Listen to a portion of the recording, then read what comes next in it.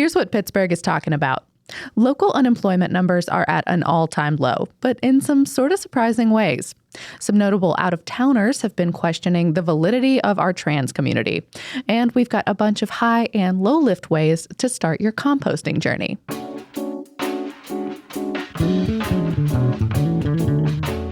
It's March 31st, the Friday News Roundup. I'm Megan Harris, and this is CityCast Pittsburgh.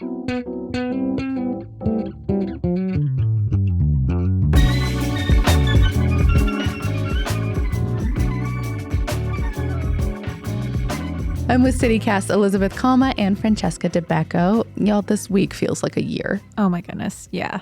So long.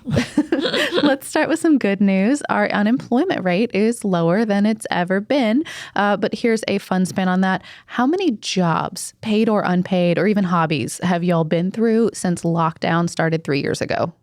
3? Okay. 3 jobs? Yeah. Yeah. I've had you beat. I'm around 8/9 if you count my thesis as a job, which it was. Yeah, I think that should totally count. I was in college, though, so I was doing multiple jobs. At the beginning of the pandemic, I had 30. Yeah, and then there's a house purchase. I know for you, Francesca, you got some pets. Elizabeth, you got some pets. Yeah, I got a little dog. I love it. I had, 1, 2, 3, 4. And I'm sort of back where I started in a weird way. But yeah, a lot of Pennsylvanians are back at work, some kind of work, since everything went down. So are we back? I mean, we lost over 1 million jobs, I thought it was. Yeah, good memory. The state has gotten back the 1.1 million jobs they say we lost during the pandemic. Wow. But actually, we're sort of behind everyone else. Pennsylvania's recovery rate was much slower than the rest of the country, at least according to the Inquirer. Wait, why are we so much slower? They say on track. Yeah, they say that there just weren't enough people to fill some of those available jobs. But we somehow have enough now. I mean, not totally, I don't think. It's still an issue. For example, a lot of older folks are just working a lot longer. And we also have sort of a shrinking workforce. Yeah, I mean, there's a lot of older Western Pennsylvanians. I mean, my grandma worked until she was 80 years old. You said she was a nurse? Yeah. Oh my gosh. That's such hard work. It is. In her later years, she was just delivering meds and stuff at an old folks home. Still, med cart work is hard work. That's a lot of squats. It is. It really is. So yeah, she's one of them.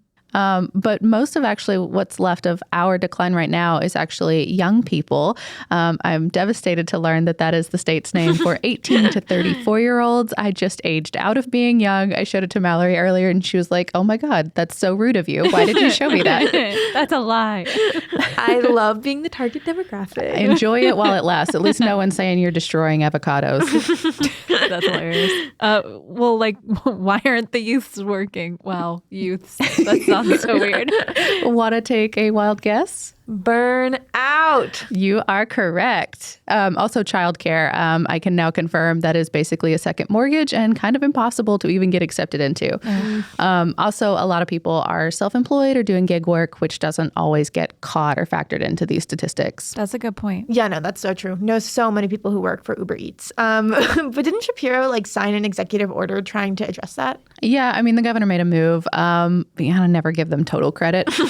You don't have to have a college degree now or they're grandfathering this in for some state government jobs, but we still need some similar stuff for nurses, for teachers, for a bunch of other jobs where certifications are required. There's a little bit of a soapbox of mine, but I think a lot of people think that the consensus seems to be that yes, of course you need training to cut someone's hair.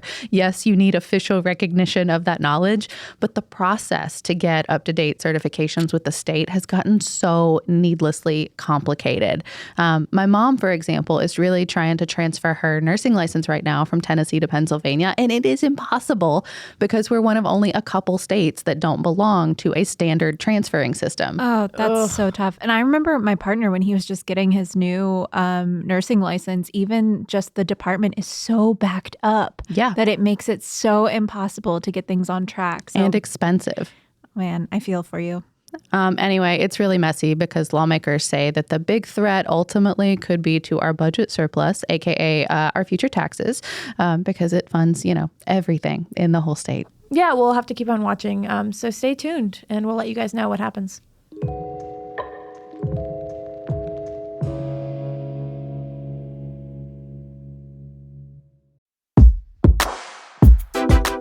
I've never been great at sewing crafts, sorry Granny, but there's a resource here in Pittsburgh that makes all things sewing so much easier for beginners like me. Firecracker Fabrics is your friendly neighborhood sewing shop connected to Cut and Sew Studio in Morningside. Firecracker Fabrics specializes in mindfully sourced, small batch notions and natural fiber fabrics, even indie patterns and general tools. And you'll love their space.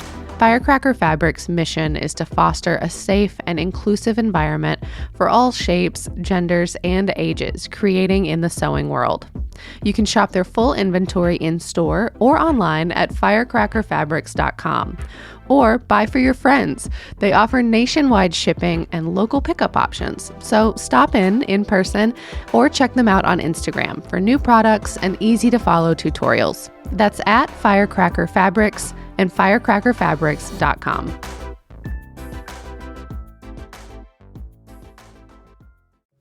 So have you guys been following the protesting that's been going on at Pitt? Yeah, against the transphobic speakers. I wrote up a section in the newsletter, but tell me more. Yeah, well, for those of you not subscribed to Francesca's newsletter, shame on you. Sign up immediately. Yeah, shame. But to give some context to those of you who are unfortunately not subscribed, last week on the 24th and this week on the 27th, a conservative student group at Pitt, Turning Point, hosted two speakers who have been involved in a sort of wave of anti-trans sentiment that has taken up so much air nationally. And I just want to note, today is Trans Visibility Day. And for all this happening, this week and just having this conversation today, I think is just really important. Yeah. Just front loading this whole conversation. Our trans brothers and sisters, I'm so glad that they're with us. Our world is better because they're here. Full stop. Yeah. So this first speaker was Cabot Phillips. His event wasn't focused on transgender folks specifically. He's a senior editor at the Real Daily Wire, which is a conservative publication that's published some pretty nasty articles about trans people. The second speaker was way more focused on the issue. Riley Gaines is the leader of an anti-trans organization called Saving Women's Sports, which you can kind of figure out is against letting trans women compete with cis women in sports, and has said that it will lead to the, quote, systemic eradication of women. Sure. Wow. That is really strong language. And I have to say, it just makes me so mad. When people use the argument too of protecting women and children, that's transphobic. Trans women are women, period. And they aren't using their gender identity as a guise to harm anyone. Exactly. Yeah, no, those are straw man arguments, and we're not going to give them more airtime than they deserve. Those two events have since passed, but there is another one coming up hosted by the College Republicans, so a different group. They're hosting a debate on quote-unquote transgenderism and womanhood. I want to note transgenderism that's a word that they use, not I use. I don't think that's a word. No, truly, I don't think it is either. The debate is between a transgender activist and professor at Pitt, Deirdre McCloskey, and the Daily Wire commentator Michael Knowles, who recently called for transgenderism to be eradicated from public life entirely. That's a quote at the CPAC conference. Did that man just call for genocide? Kind of. He said that it wasn't that wasn't what he was doing because trans people aren't a quote unquote legitimate category of being. What? Sorry, this one's new. I haven't read up on this one as much. God. Yeah. I mean, he walked his statements back by saying he wants to get rid of the concept of being transgender, not the people, but that's not better. The concept is the people. There's no in between. Yeah. It's I don't know. It makes no sense. But obviously people were not happy that this is happening. Emma Foltz at Public Source talked with trans students at Pitt, and a lot of them are just feeling scared and unsafe because of these events. It's really painful for them to feel that their university is hosting these events with people who are just questioning their right to exist. Huberg also wrote a really scathing takedown of the events that we'll link to. I really enjoyed that. Yeah, it was great. Yeah. In the Pennsylvania House LGBTQ Equality Caucus and the Pittsburgh branch of the NAACP also called for the events to be canceled. So a lot of people are just upset. Yeah. As they should be. Yeah, and there's a petition going around too, right? Yeah, I saw that going around. I think the last time I looked at it, it had 11,000 signatures. And they're calling for the university to cancel the event, saying that it violates the university's diversity and inclusion policies. So, if people are this unhappy, why weren't they canceled? Yeah, I mean, so there's some legal issues regarding free speech, and the university could face liability if they tried to cancel the event, just because, of how contracts, I guess. Yeah, they can't say we're not going to fund this student event because we don't agree with the beliefs. And they're a public university, so it'd be different if it was like a private. They are public, but they have some rule. Some of their finances are governed by different things. Like that's why they don't have to disclose where their money comes from or how they spend tuition dollars. Right. Yeah. I should note that the trans activist who is debating the speaker who called for the eradication of transgenderism actually like publicly shamed people who signed the petition, saying that that free speech is important. The ACLU of Pennsylvania is also really adamant about, the use for free speech. And they said that the best way to fight, these events is to protest, which people did. Yeah, there were about 300 people at the protest last Friday ahead of the Cabot Phillips event. And we'll see if there are more ahead of the April 18th event. Yeah, we'll keep you guys updated.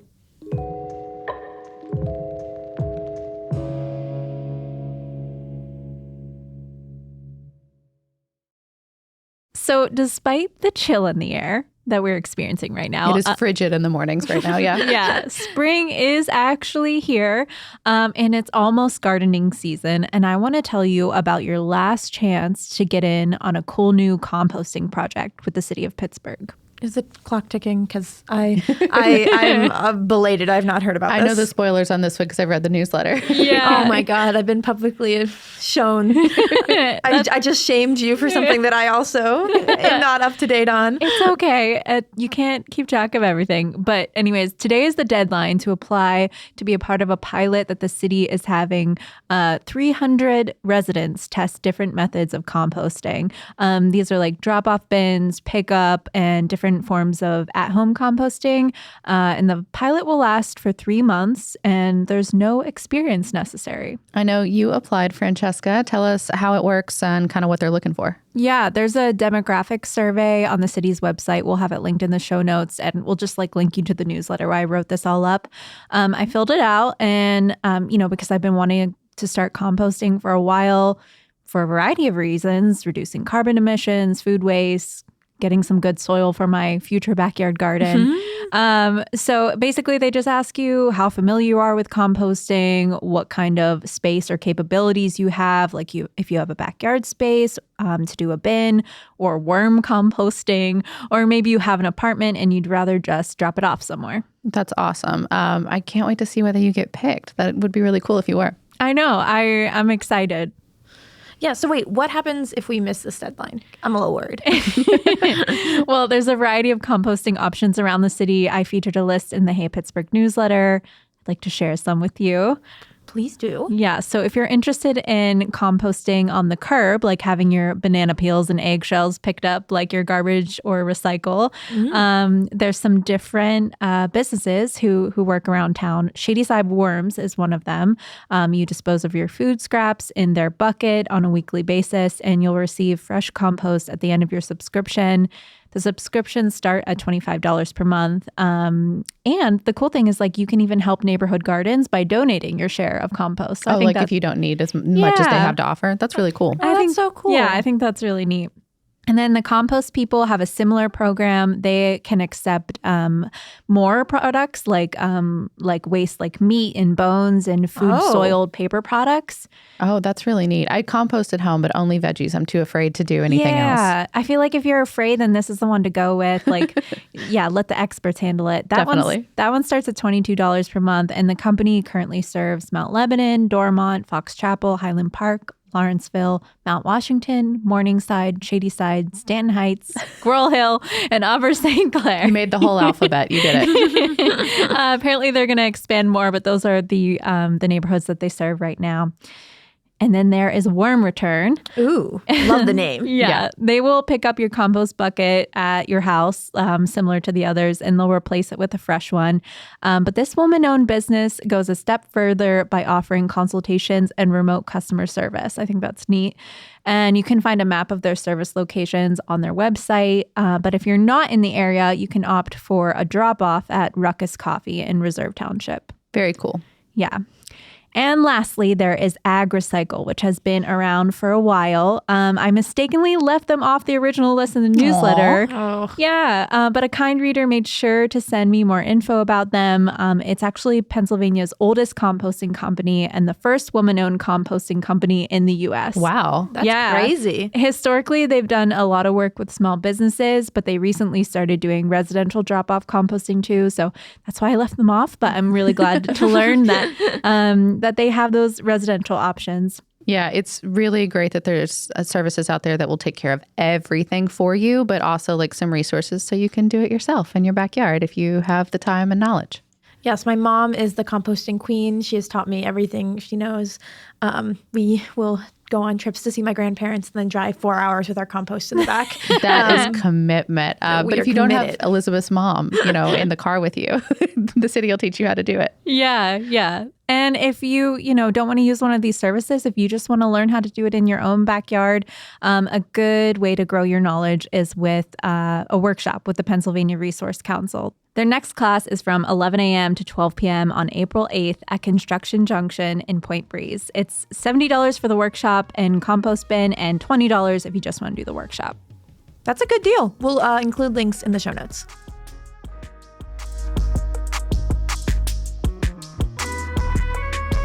That's all for today here on CityCast Pittsburgh. Our music is by Benji, and the team this week includes A.K. Almuman, Francesca Dabecco, and me, Megan Harris.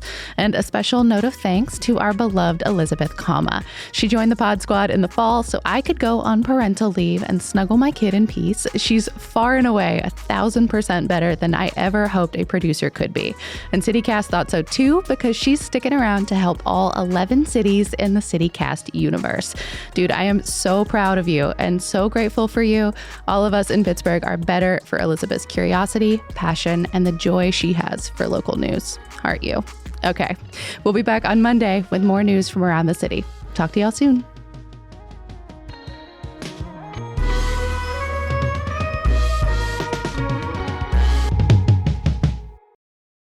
Wait, didn't government Shapiro? That is true. But wait, didn't government twice?